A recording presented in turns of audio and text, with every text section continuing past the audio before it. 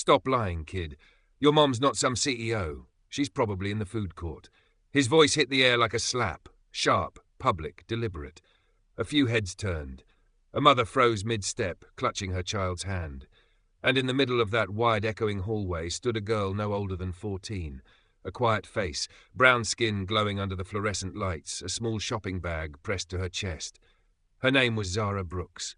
She didn't flinch. She just looked up at the man in the navy uniform, a mall security guard, badge slightly crooked, ego perfectly aligned, and said softly, "You're making a mistake." He laughed. "Yeah? You kids always got stories. My mom's a lawyer, my dad's a pilot, now it's my mom's a CEO.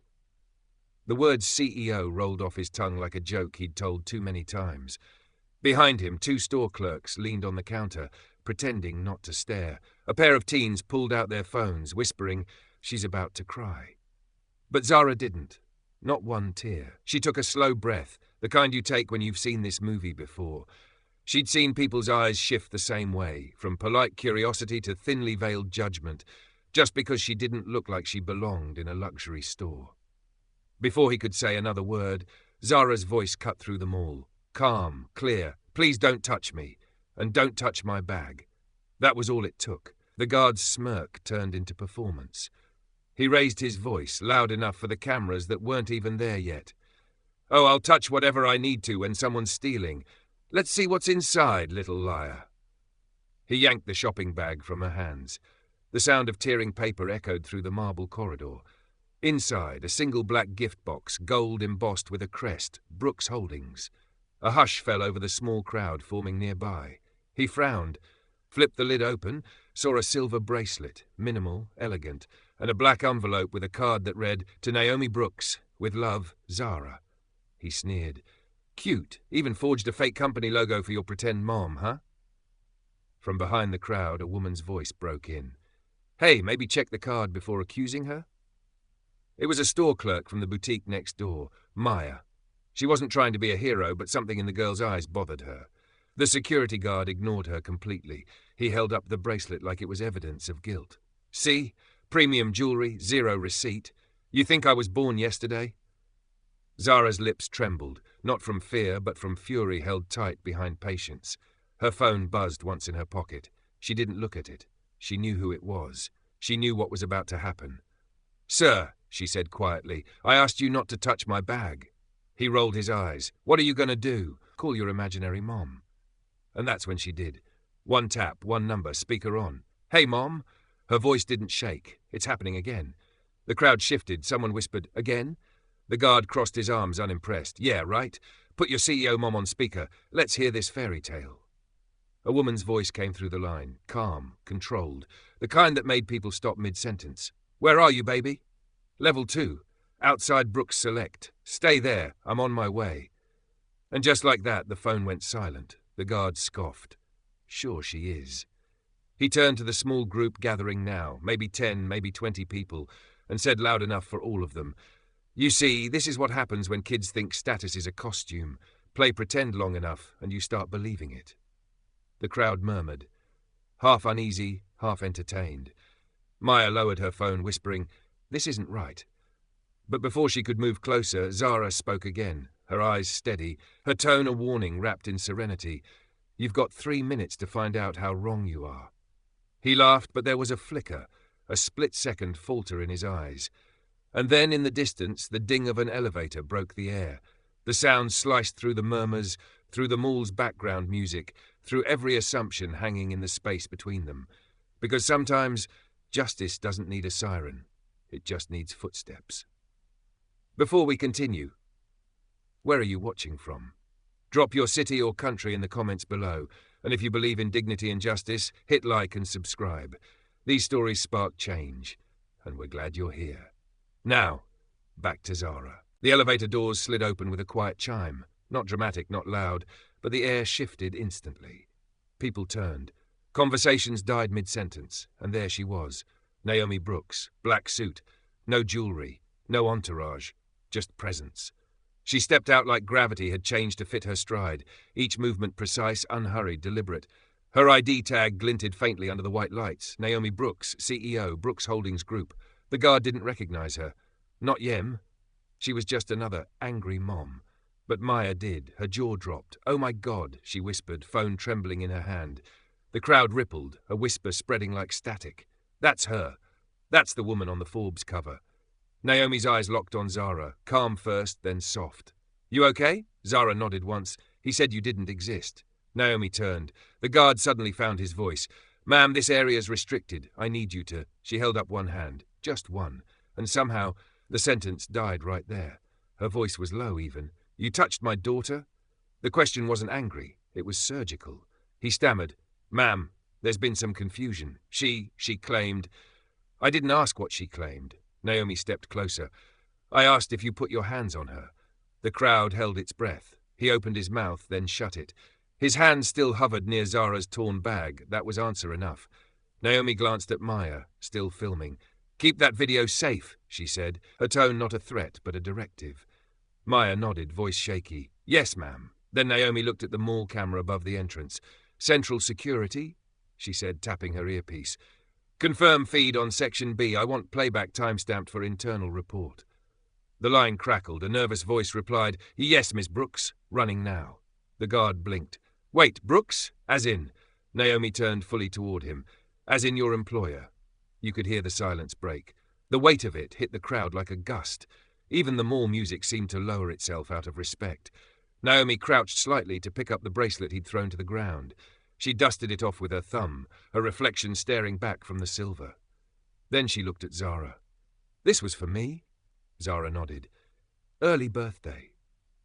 Naomi smiled softly, then straightened up, face shifting back into composure. That was the moment everyone realized. The warmth she gave her daughter was the same fire she used to build an empire. She turned to the mall supervisor who had finally emerged from behind the glass doors, sweating through his tie. "Miss Brooks, I had no idea."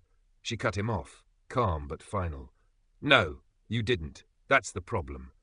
Behind her, a few employees whispered. Someone muttered, "She owns this place." Another replied, "And he just accused her kid of theft." Naomi walked to the guard, close enough that he could see his reflection in her eyes. "I built this space to welcome families," she said quietly, "not to humiliate them."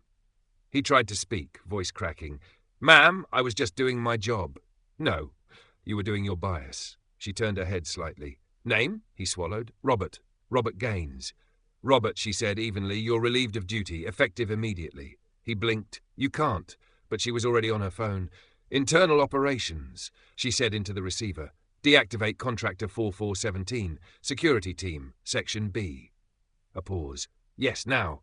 2 seconds later, his radio beeped twice, then went silent. He pressed the button, confused. "Dispatch? Nothing." Naomi looked at him once more. "That's what silence sounds like when accountability arrives." A murmur swept the hall. Someone clapped, hesitant at first, then louder.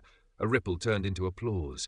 Naomi didn't acknowledge it. She turned back to Zara. "Next time," she said gently, "don't argue with people who can't see beyond their own reflection." Zara smiled faintly. "You always show up right on time." Naomi smiled back. "That's what mothers and CEOs do." They walked together toward the elevator. Each step left the guards smaller, the space quieter, the crowd prouder. And as the doors closed behind them, Naomi looked out one last time. "Shut the store down for the day. Let people remember why respect is part of our brand." The elevator doors sealed. The applause continued, not wild, not chaotic, just steady, measured, like justice itself taking a bow. By the time the elevator reached the parking level, the video had already hit 22,000 views. Maya hadn't meant for it to spread. She just uploaded it to her private story with the caption, "Security called a 14-year-old a liar. Her mom owns the mall." But the internet doesn't whisper, it roars. Within an hour, the clip was everywhere. Have Brooks Holdings trended across Twitter, TikTok, and local newsreels. The comment sections burned with disbelief, rage, admiration, sometimes all at once. She didn't raise her voice once. That's power. How many times has this happened before? Evening news anchors wore that half-shocked, half-satisfied tone that comes when justice happens on camera. Tonight, a viral video from Midtown Mall shows a mother confronting a security guard who allegedly profiled her teenage daughter. That mother, as it turns out, is billionaire CEO Naomi Brooks. Cut to footage. Naomi standing tall, calm, composed. The guard's badge flickering in and out of focus, the sound of the crowd clapping, the line that froze millions in place. No, you were doing your bias. People replayed it, slowed it down, quoted it. It became the phrase of the week, printed on T-shirts, posted on office doors, whispered in classrooms. And yet Naomi stayed silent. Not an interview, not a statement, just quiet. Until the next morning. At 8 a.m., a live press feed went up from the Brooks Holdings headquarters, a glass tower overlooking the same mall. Dozens of reporters packed into the atrium, murmuring under the hum of camera drones. Then Naomi walked in. Simple navy dress, no makeup glamour, no PR handler. She stood behind the podium and waited. The room quieted before she even spoke. "I've seen the footage," she began. "I've seen the comments, the outrage, the praise, the hashtags." A pause. "But what matters isn't my reaction. It's the reason that footage exists in the first place." Her tone was calm, but there was steel underneath, the kind that bends policy. "For years I've built spaces meant to welcome everyone. But yesterday reminded me, inclusion isn't written in marble floors or mission statements. It's tested in moments when no one thinks they're being watched." A few pens froze mid-note. Somewhere in the back, Maya watched, tears glinting in her eyes. Naomi continued, her eyes steady. "My daughter was humiliated for telling the truth. She didn't shout. She didn't lie. She didn't fight back. She just waited, because she knew I'd show up. But not every mother can walk in and end a system with one phone call. That's why we change it. Not with anger, but with structure." Reporters leaned forward, cameras zoomed in. She held up a small card, black embossed with the Brooks Holdings logo. "This," she said, "is our new respect policy. Effective today, every employee and every partner of Brooks Holdings will undergo empathy and bias training. And for every minute of silence we allowed yesterday, we'll give an hour of education to the next generation who won't repeat it." Applause filled the hall. But Naomi raised her hand, quieting it again. "I'm not here to cancel anyone," she said softly. "I'm here to correct the room." That line hit harder than any headline could. Somewhere across the city, the dismissed guard watched the live stream from a diner booth. His hands trembled over a cold cup of coffee. When Naomi said his name, not in anger, but in record, he lowered his head. The truth didn't need to shout to be heard. Meanwhile, Zara sat in her mother's office, knees tucked under her chair, watching the same broadcast on a tablet. When Naomi looked into the camera and said, "To every young person who's ever been told you don't belong, you do," Zara whispered to herself, "That's my mom." The internet flooded with reactions again, but this time softer ones. Comments like, "This gave me chills. I wish my mom had that kind of grace. Maybe justice doesn't need volume, just truth." By nightfall, every major outlet had covered it, but Naomi had already moved on. She was back at the mall, walking the empty corridors after closing, heels echoing through the quiet. She stopped in front of the same spot where Zara had stood 24 hours earlier. The torn shopping bag had been replaced, the floor polished clean. But the silence, that stayed. She spoke softly, almost to herself. "They thought respect was something you demand. It's something you design." Zara looked up at her. "What does that mean?" Naomi smiled faintly. "It means, we don't chase respect, baby, we build it." The camera would have lingered there. Mother and daughter framed against the glass reflection of their own empire. The lights flicked off one by one behind them until only their silhouettes remained, steady, unbent, walking forward. Because in this story, power didn't explode. It arrived. Quietly. Completely. The mall was empty now. No music. No shoppers. Just the low hum of the cleaning machines echoing through polished marble. Naomi walked alone past the storefronts, the ones that still bore her company's logo in fine silver print, Brooks Holdings Group. The same name that once got her denied entry, ignored, dismissed. Now it opened doors, but she remembered when it didn't.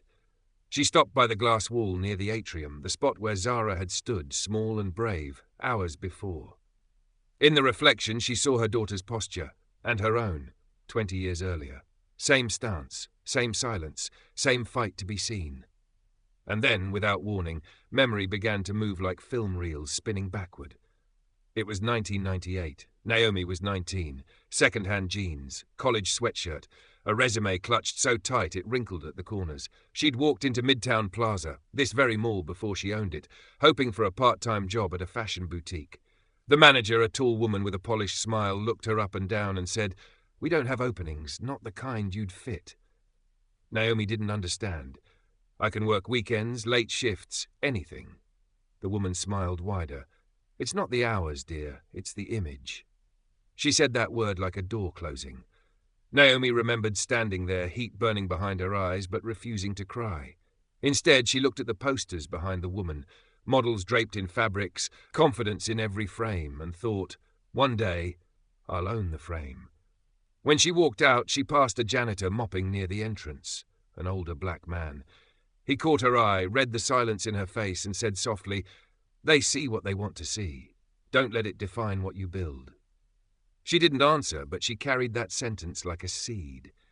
That night, she wrote her first business plan in a notebook borrowed from the campus library. 2 pages titled, "The Future Looks Like Us." Back in the present, Naomi stood under the same skylight where that rejection had once happened. Only now the janitor's mop had been replaced by her own reflection in a glass wall. Different decade. Same fight. She could still hear her daughter's voice echoing faintly in her mind. "He said you didn't exist." She whispered to herself, "They've been saying that all my life." For a moment, the weight of every silent humiliation she'd ever endured pressed against her chest. Every room she'd been underestimated in. Every meeting where her ideas were repeated louder by someone else. Every ma'am that sounded more like girl. And still, she never raised her voice. She touched the glass, cold, smooth, reflective, and saw both her own face and Zara's overlapping. The past and the future sharing one reflection. That was when she realized silence wasn't weakness. It was design. It was how she'd survived every locked door until she could build her own. Her phone buzzed. A message from Maya. "The video hit 10 million. People are calling you the Queen of Quiet Power." Naomi smiled faintly, typed back just one line. "Tell them it's not quiet, it's focused." She pocketed the phone and kept walking. The night security lights glowed amber on the floor, warm, almost like dawn. In the distance she saw a janitor, a young man, headphones in, sweeping slowly. He looked up as she passed, startled to see her there so late. "Miss Brooks?" he asked softly. "You shouldn't still be working." She smiled. "Neither should you." He laughed nervously. "Just finishing up. You, checking the floors?" She shook her head. "No, just checking the echoes." He didn't understand, but he nodded anyway. As she walked toward the exit, her reflection followed her, taller, steadier, like every version of herself finally aligned. At the door, she paused and looked back at the vast empty hall. It was quiet, but not empty. It held stories, hers, Zara's, and all the others who'd ever been told you don't belong. Naomi whispered, not for the cameras, not for the crowd, just for herself. "They used to see me as small. Now they stand inside what I built." Outside, the night air was cool. Her car waited under soft lights, same model she'd once been refused a test drive for. She opened the door, sat down, and took one long, steady breath. The kind that said, "Justice delivered, lesson complete." Zara's voice came through the speaker. "Mom, are you coming home?" Naomi smiled. "Already on my way." And as she drove off, the camera would have pulled wide, showing the mall's name glowing against the skyline, Brooks Plaza, a monument born from every moment someone told her no. Fade out. The auditorium was packed. Cameras, flashes, silhouettes of faces leaning forward, waiting. They weren't here to hear another corporate speech. They were here because, for once, justice had worn a human face. Naomi Brooks stepped onto the stage, no introduction, no dramatic walk-on music, just her, framed in white light and silence. Behind her, a massive screen displayed one still image, Zara, standing in the mall corridor, chin raised, surrounded by strangers. No caption, no slogan. Just truth. Naomi took a breath. Her voice was calm, not practiced, not polished, but anchored. The world saw a video, but what I saw was a cycle. The audience stilled. I saw a little girl standing in a mall, accused of lying. I saw a man so used to being right, he never stopped to ask if he was wrong. And I saw a crowd, people who watched, who filmed, who wondered if they should step in. She paused, scanning the rows of faces, executives, students, janitors, mothers, guards. Her gaze lingered on no one, and yet on everyone. That moment wasn't new. It's been happening in boardrooms, classrooms, hotel lobbies, airports, places where respect is conditional and dignity comes with a receipt. What changed this time was that the camera didn't blink. A murmur rippled through the room. She continued, "People ask me, how did you stay calm? The truth is, calm isn't the absence of anger, it's the presence of clarity." The sentence hung in the air, sharp, memorable, heavy enough to underline. A journalist scribbled it down, another mouthed the words like a prayer. Naomi's tone softened. "When I was 19, I was told I didn't fit the image of the brand, so I built my own. When I was ignored in meetings, I learned to let silence make the room uncomfortable until truth arrived. And when my daughter was humiliated, I didn't shout. I showed up. Because sometimes the loudest sound in the world is your footsteps when you walk in owning the place." Applause rose, restrained at first, then thunderous. But she raised a hand, signaling stillness again. "This isn't just about a guard or a mall. It's about every person who's ever had to shrink themselves to be heard.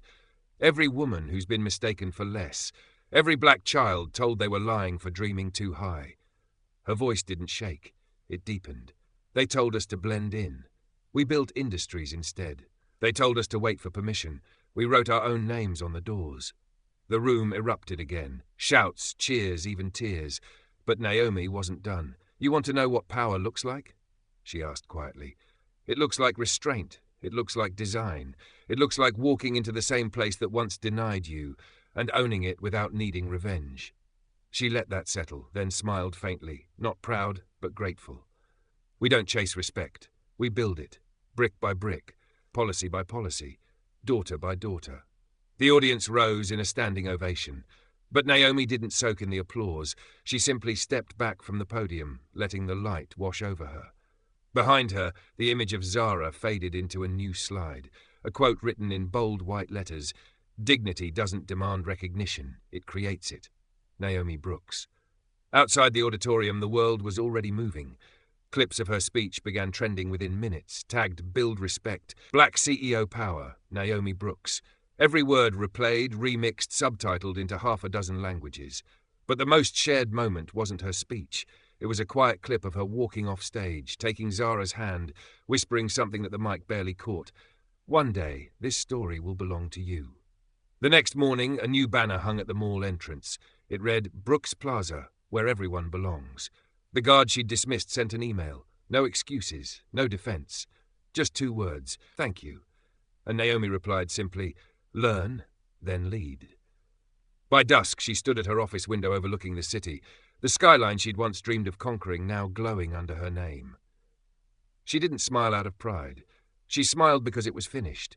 Because justice, when it's real, doesn't echo. It resonates. The camera would pull wide, showing the city alive with lights, the Brooks logo shining on towers, buses, even billboards. A quiet empire built not on noise, but on grace. And in voiceover, Naomi's last words would drift through. "Power isn't what they give you. It's what you build when no one believes you can. And sometimes the softest voice in the room changes the whole world." Fade out. Black screen. Title card, "Black CEO, the mall security incident." Inspired by true stories of dignity, justice, and unshakable calm. Night fell on every continent, but the internet never slept. Screens glowed blue in dark bedrooms. Headphones hummed softly in subway cars. And in millions of timelines, one video kept looping. Naomi Brooks, walking through a mall she owned, turning silence into judgment, turning judgment into justice.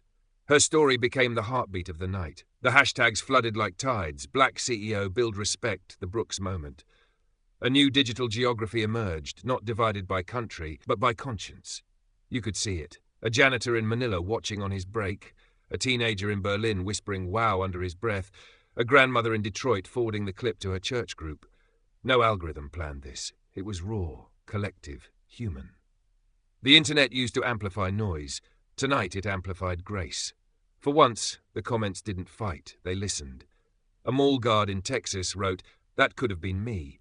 I used to think tone mattered more than truth." A teacher in London replied, "It's never too late to learn new language, the language of respect." A mother in Johannesburg posted a photo of her daughter standing proud beside a screen playing Naomi's speech, captioned, "She walks like Brooks now." And somewhere in Seoul, a filmmaker uploaded a slow-motion edit. Naomi stepping out of the elevator, Zara's face catching the first flash of recognition, set to the sound of a heartbeat. It hit 2 million views in hours. The world wasn't watching a scandal anymore. It was watching itself. Across morning news shows, anchors spoke with new gravity. Not pity, not performative outrage, something quieter, something closer to reverence. She didn't shout, one anchor said, and maybe that's what made everyone finally hear. Corporations reposted her quote, "We don't chase respect, we build it," as if trying to borrow the dignity in her restraint. But the real impact wasn't on screens. It was in the pauses between scrolling, the stillness between swipes, the breath people took when they saw themselves on both sides of the story. Sometimes justice doesn't trend because it's loud. It trends because it's right. A clip surfaced, shaky phone footage from the mall that no one had seen before. After Naomi left, the same spot where Zara had been accused was roped off. Someone placed flowers there, not for tragedy, but for transformation. A handwritten note lay between the petals, to the mothers who stayed calm when the world tried to shake them. The image went viral again, not angry this time. Beautiful, quiet, unavoidable. At 2:17 a.m., Naomi's verified account posted its only message since the press conference. Justice doesn't need an audience. It needs memory. Millions shared it, but nobody tried to explain it. They didn't have to, because by then, the internet had become what it rarely is. Still. No trending wars, no shouting threads, just reflection. People realizing that sometimes the algorithm doesn't push outrage, it pushes awakening. In the following days, classrooms replayed the speech. Managers rewatched the clip before meetings. Parents whispered Naomi's lines to their children before school. Don't argue with people who can't see beyond their reflection. Power doesn't scream, it arrives. The quotes appeared on murals, office walls, the back of city buses, not because a PR team ordered them, but because the world had found a new language for grace. Every generation has its reckoning. Some happen in courts, some in streets, and some in the quiet hallways of a shopping mall where a woman decided that silence would no longer mean surrender. Cut to montage. Screens dimming one by one, people closing laptops, the glow fading into dawn light. A final shot, Zara and Naomi walking side by side through the mall entrance. The banner above them reads, Brooks Plaza, where everyone belongs. They don't speak, they don't look back. And as their figures dissolve into morning light, the narrator's voice returns, low, steady, final. Maybe the world didn't change overnight. Maybe it just looked in the mirror and saw who it could still become. Fade to black, piano, heartbeat, silence. White text, Black CEO, the mall security incident. Because sometimes the softest voice rewrites the world. Morning light spilled over the skyline. City billboards still carried her face, not in luxury ads, not in campaigns, but in headlines. The Brooks Standard, how one CEO changed corporate ethics overnight. The world had seen viral moments before, but none like this, because Naomi Brooks didn't just trend. She recalibrated the compass. In a society obsessed with outrage, she reminded us that integrity can still go viral.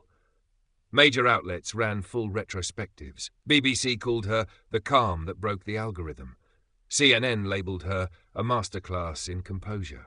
Forbes, the same magazine that once put her on its cover for financial success, republished that feature, now titled The Woman Who Rebranded Dignity. Her name became shorthand for accountability without spectacle. Executives whispered it in meetings. Students quoted her lines in commencement speeches. Lawmakers cited her case during hearings on workplace bias. The phrase, the Brooks Standard, entered policy memos, measured decisions not by policy compliance, but by human consequence. Corporate America started adjusting. HR departments rewrote handbooks overnight. Luxury retailers announced inclusion audits. One CEO admitted on live TV, "We used to train employees to de-escalate conflict. Now we train them to recognize dignity." A quiet revolution. No protests, no slogans. Just awareness taking root where arrogance once lived. In the cultural space, the reaction was cinematic. Late-night hosts replayed the elevator scene with reverence instead of jokes. Documentary crews pitched miniseries titled The Power of Calm. A Broadway playwright announced a stage adaptation, and on social media fans posted duets, echoing Naomi's line, "We don't chase respect, we build it." turning it into spoken-word poetry across cities. She didn't build an empire to prove a point. The empire was the point, proof that grace could be infrastructure. Universities launched Brooks Fellowships, programs combining leadership, social justice, and emotional intelligence. Graduates called it MBA meets morality. One dean said, "We teach the strategy of silence, the kind that wins without war." Meanwhile, Naomi declined most interviews. No magazine exclusives, no brand partnerships. Her only public statement came through an open letter titled, "Still Building." "This isn't about a mall or a moment," she wrote. "It's about the systems that confuse authority with worth. I didn't fire a man. I fired a mindset. And I'll spend the rest of my life making sure no child has to prove their parents' existence to be treated with respect." The letter broke the internet again, but differently this time. Not viral outrage, viral reflection. Weeks later, a roundtable aired on national TV. 4 CEOs, 2 journalists, and 1 sociologist discussing the Brooks Standard. They debated whether calm leadership could truly reshape institutions. The sociologist said, "What Naomi Brooks did wasn't performative. It was structural. She showed that ethical power doesn't shout, it scales." The others nodded, because deep down they knew the game had changed. For years, the business world measured success in margins and metrics. Now it measured silence, the kind that follows when truth speaks for itself. Non-profits named awards after her. The United Nations invited her to speak on dignity in global leadership. She didn't take the podium immediately. Instead, she sent a message that would later play as the closing of the summit. Her voice filled the hall, steady as a promise. Every industry has its code. Ours should begin with humanity. Don't wait for the camera to remind you to be decent. Build workplaces, stores, institutions that don't need a witness to do the right thing. The audience stood before the video even ended. The applause lasted minutes. Somewhere back home, Zara watched from the living room couch. The same mall bracelet glimmered on her wrist, the one once mistaken for stolen. She looked at her mother and whispered, "They call it the Brooks Standard now." Naomi smiled. "It's not mine, it's ours." Final VO. Legends don't always roar. Sometimes they whisper a better way to exist, and the world listens long after the echo fades. The screen fades to black. Soft piano returns. City skyline dissolves into sunlight. White text appears. Black CEO, Season 1 finale, The Brooks Standard. Because change doesn't start with power. It starts with poise. 10 years later. Same skyline, same glass tower, different dawn. The sun rose behind Brooks Plaza, gilding the letters of the name that had long outgrown its scandal. The mall that once echoed humiliation now hummed with purpose. Mentorship centers, youth programs, scholarships named after quiet strength. On the top floor, a young woman adjusted a microphone before stepping onto a small stage. Zara Brooks, now 24. Her voice steadier, her presence inherited. Not loud, not forced, just whole. The annual Build Respect Forum was about to begin, an event that had grown from a single classroom workshop into a global summit. Leaders, teachers, activists, all gathered beneath the banner her mother once wrote by hand. Respect isn't spoken, it's built. Zara looked over the crowd. The air felt charged, like the pause before history speaks again. She began, calm but firm. 10 years ago, this space was different. 10 years ago, I was just a kid standing in a mall, being told my mother didn't exist. But she did. And she taught me something that changed my life. When people can't see your worth, build places that make it impossible to miss. The audience held still. Her cadence was familiar. The same rhythm Naomi once used when silence became her language. Zara continued, "My mother didn't fight the world with volume. She redesigned it. She made ethics scalable, and she did it without asking permission." A ripple of applause moved through the hall. Zara smiled softly. She called it structural grace. And that's what we're here to continue.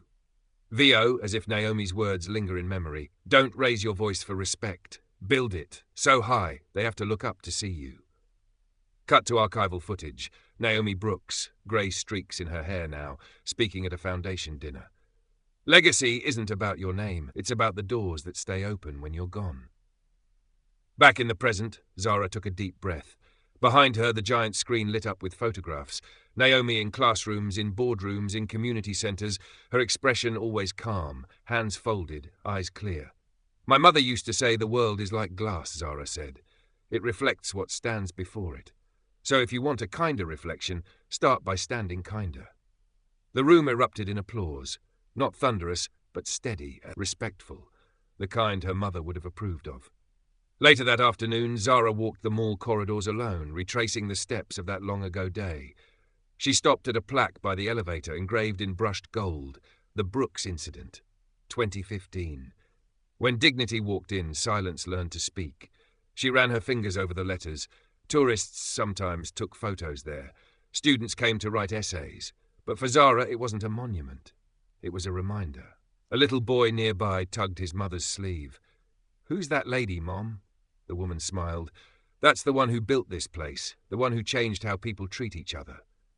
The boy nodded, then looked at Zara without realizing who she was. She must have been brave. Zara smiled, eyes soft. She was. Outside, a light drizzle began to fall, the kind that doesn't wash things away, just makes them shine. Zara opened her umbrella and walked toward the plaza square, where a new statue stood. Two figures, hand in hand, a mother and a child. No names on the base, just one line, "Grace is louder than revenge." She looked up at it for a long moment, then whispered, "You built it, Mom. Now it's my turn to keep it standing." VO. Legacies aren't inherited, they're continued. They don't rest in marble. They move in the choices we make, the silence we hold, the justice we design. Montage. Students laughing under banners that read "Empathy is policy." Executives sitting in workshops about ethical design. A janitor helping a lost child, smiling, "You're safe here."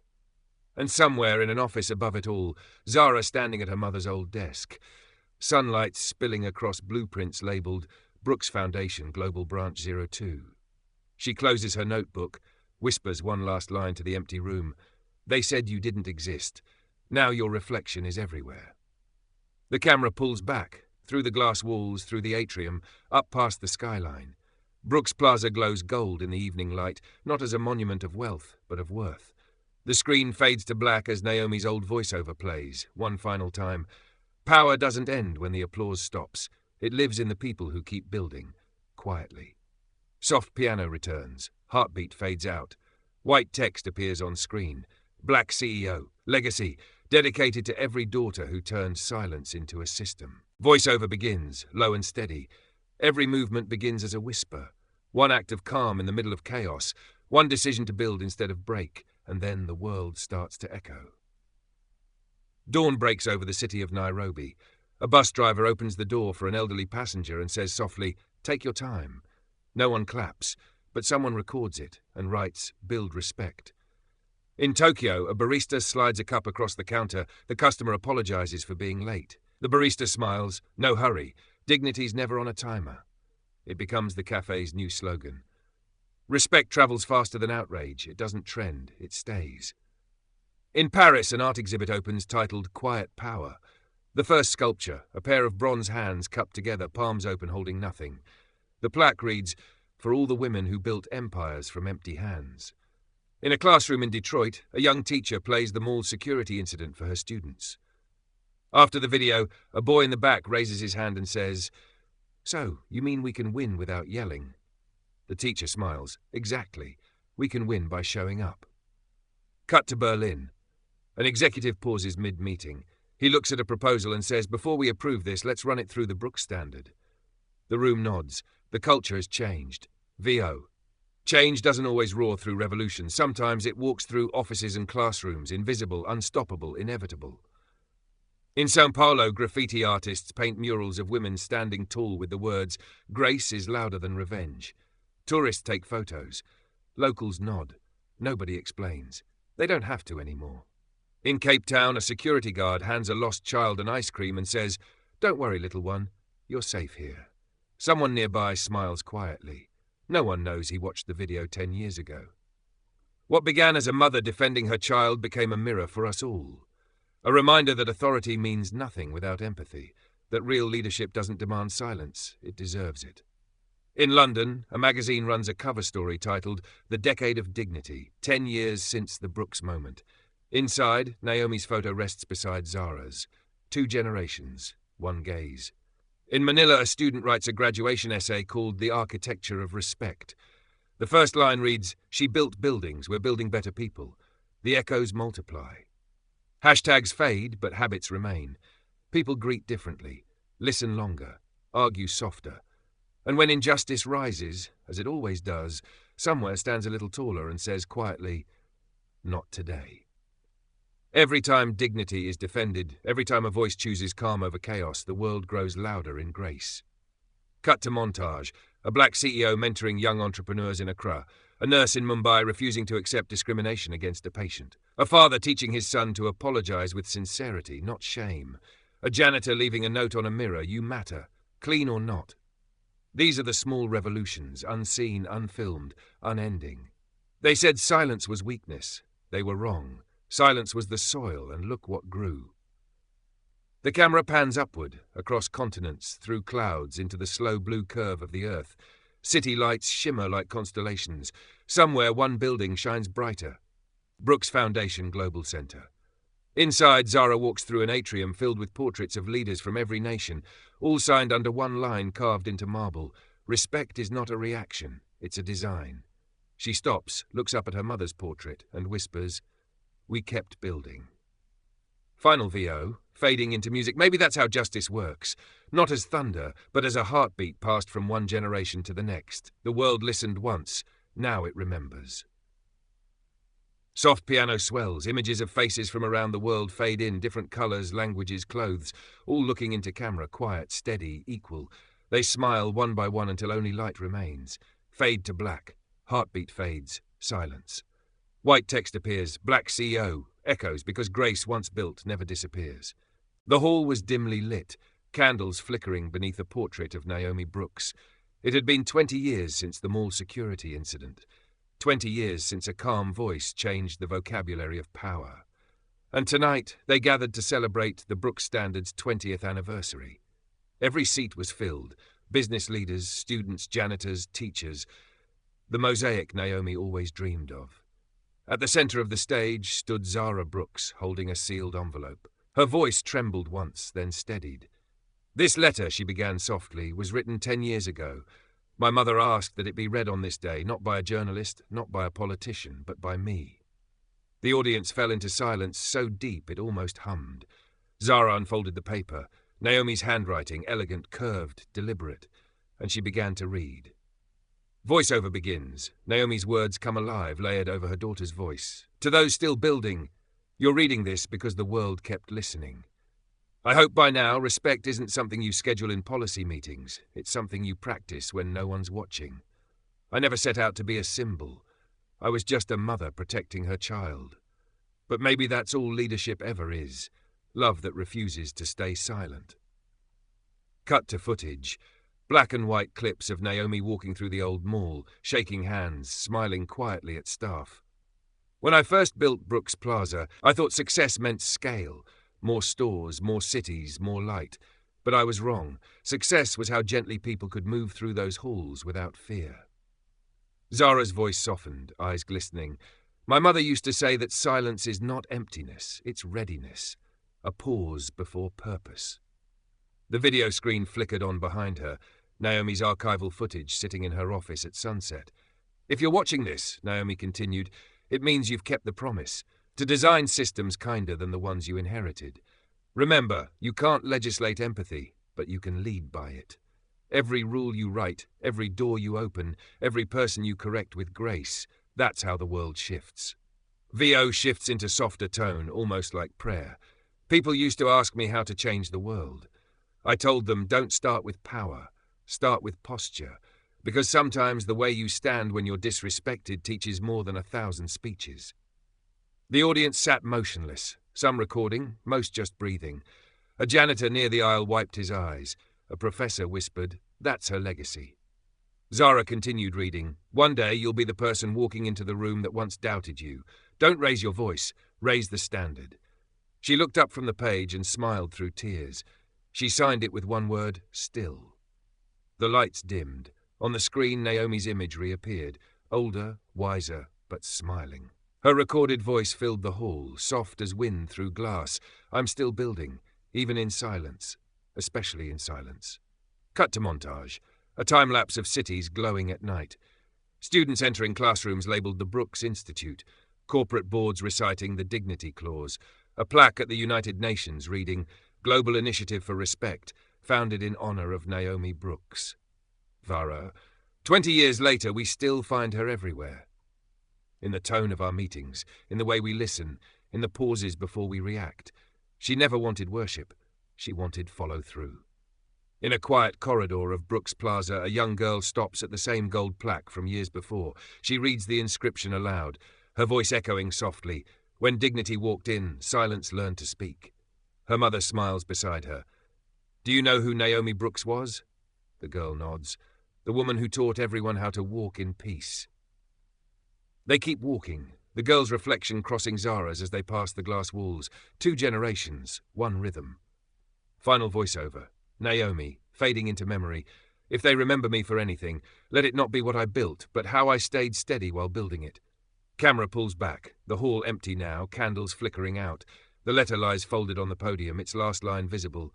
Still building, always. The screen fades to white, not black, glowing like morning light through glass. A faint heartbeat sound lingers under soft strings. White text appears slowly, black, after the silence. Dedicated to those who build worlds quieter, kinder, stronger. The chamber of the United Nations shimmered under 100 flags. Rows of delegates sat behind glass nameplates. Kenya, France, Brazil, Japan, United States, Ghana. And at the center podium, beneath the blue emblem of the world, stood Zara Brooks. She wasn't nervous, just still, the way her mother had taught her to be when truth carried its own gravity. The plaque before her read, Special Address, Global Ethics Forum 2045. Camera flashes flickered like distant lightning. She looked out across the assembly and began. 20 years ago, a woman walked into a mall to defend her child. Today, her words walk through boardrooms, classrooms, and governments. My mother, Naomi Brooks, didn't start a revolution. She started a standard. A hush fell. The same silence that once followed Naomi's footsteps now filled an entire planet's attention. The Brooks Standard wasn't a slogan. It was a design. For workplaces, for nations, for humanity. She taught us that dignity isn't decorative, it's structural. Zara continued, voice measured but warm. And now we bring that structure here, to the heart of global decision-making. She raised a small black booklet embossed with silver lettering, the International Accord on Dignity and Conduct.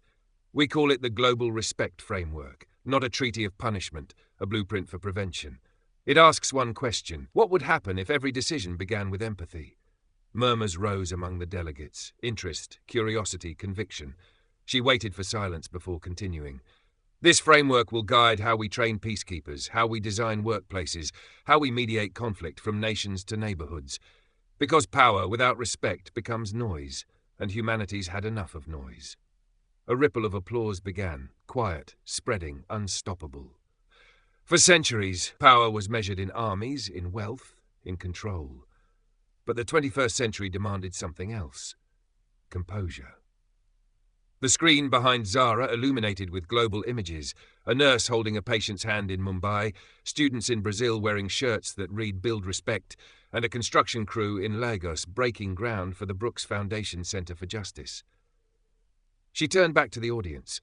We used to say change starts from the top, but dignity starts from the ground, from people like that guard who finally learned, from the teachers who play the video, from the children who refuse to repeat our mistakes. A delegate from Sweden stood, clapping, then one from Chile, then one from Egypt. Soon the entire chamber was on its feet. Zara didn't smile. She stayed composed, voice calm, as if carrying her mother's stillness through generations. This is not about one family. It's about all families, and the world will hand to them. VO Naomi's archived voice fades in from her old recording. Every industry has its code. Ours should begin with humanity. Zara looked up toward the ceiling, where the glass dome refracted sunlight into 1,000 prisms. The beams crossed her face like blessings. For years, people thought my mother's silence was surrender. Now we know it was strategy. She glanced down at her notes, then pushed them aside.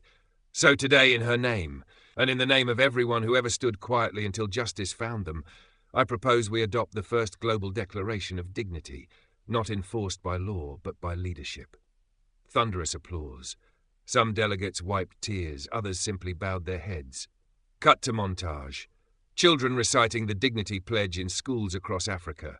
CEOs signing the Brooks Commitment on live broadcast. Soldiers in peacekeeping missions wearing patches reading Respect First.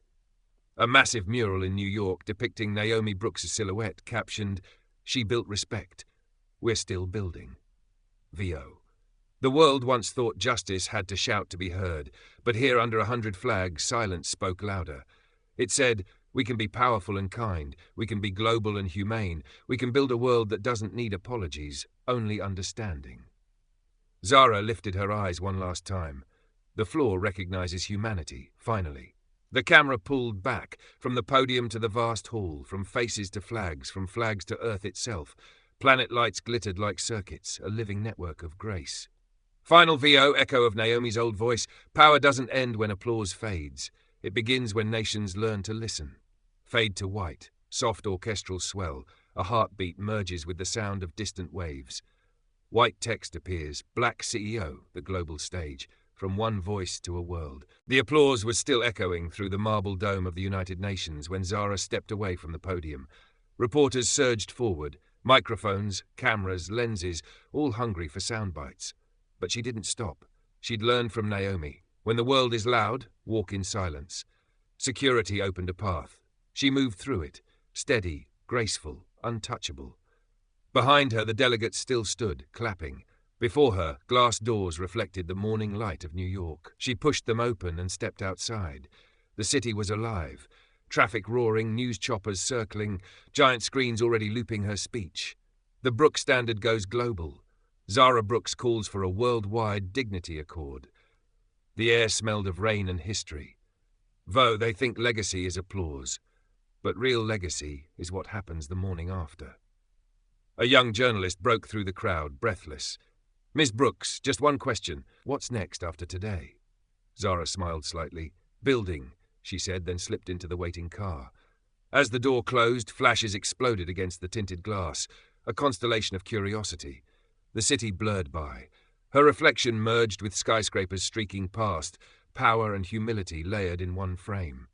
Inside the car, her phone vibrated with messages. World Economic Forum, invitation to keynote, Harvard Kennedy School, ethics in leadership chair offer. UN Secretary General's office, private request, advisory role. She stared at the screen, so many doors, all open, and somewhere in her chest an unease, quiet but sharp, whispered, "What will power ask you to compromise this time?" She turned to her aide. "Hold all responses," she said. "I need to think." The aide nodded. "Of course, Miss Brooks." VO, every movement that starts with morality ends with a question. Can goodness survive governance? Cut to montage. Television anchors debating her proposal. Some calling it visionary. Others calling it idealistic. One commentator sneered, "Empathy is not policy, it's poetry, and poetry doesn't run the world." Zara watched the clip silently that night, alone in her apartment overlooking the city. Her mother's photograph hung on the wall, Naomi in mid-speech, half smiling, half knowing. "You didn't warn me it would get louder, Mom," she whispered. The city lights blinked like slow applause. The next morning, the world had already divided. Countries announcing support, others raising objections. Headlines reading, "Power versus Compassion, the Global Dilemma." In Geneva, world leaders debated funding the dignity framework. In Washington, senators questioned whether empathy metrics were measurable. In Beijing, a strategist called it Western sentimentalism disguised as reform. The philosophy that once united people now tested politics. Zara sat in a hotel suite, watching the arguments unfold. Her assistant entered with a sealed envelope. This came by courier, no sender. She frowned, opened it. Inside, a handwritten note on thick paper. "Meet me in Geneva, midnight. The framework needs more than faith. It needs protection, a friend of your mother." Below it, a small insignia, two intersecting circles, one black, one gold. Zara stared at it for a long moment. Naomi had mentioned that symbol once. The mark of a private global consortium her company once fought to keep ethical. She whispered, "It's not over, is it?" Her aide looked confused. "Ma'am?" "Nothing," Zara said, slipping the note into her jacket. "Book a flight to Geneva. No press, no announcement." VO, the world thinks we've finished the story, but justice doesn't rest. It moves, from hand to hand, from truth to test. Every generation has its silence to protect.